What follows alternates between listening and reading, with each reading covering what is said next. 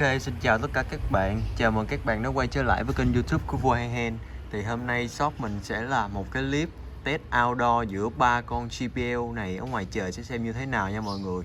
Và mình sẽ test là con JBL Jack 5, con Extreme 3 và con Boombox 2. Và mình sẽ connect ba con này lại với nhau và sẽ mở nhạc cùng lúc để xem thử coi ba con này khi connect cùng nhau ở ngoài trời nó sẽ như thế nào nha mọi người. Ok, và bây giờ mình sẽ mở với mức volume là sẽ tầm 90% nha mọi người.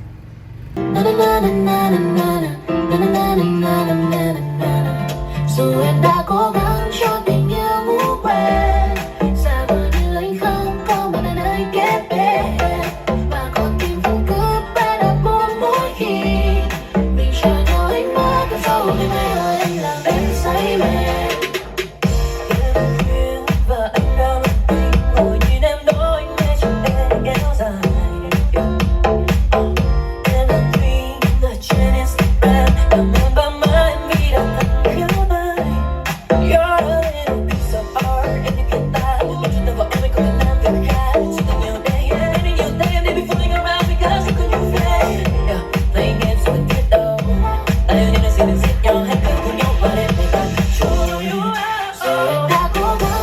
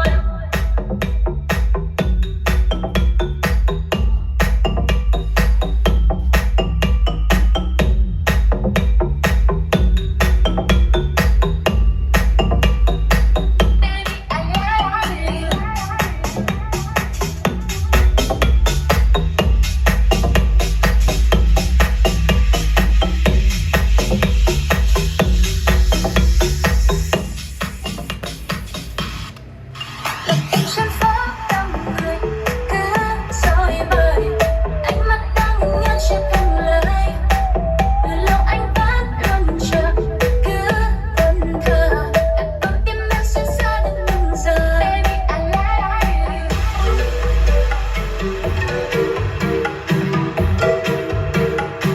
baby I like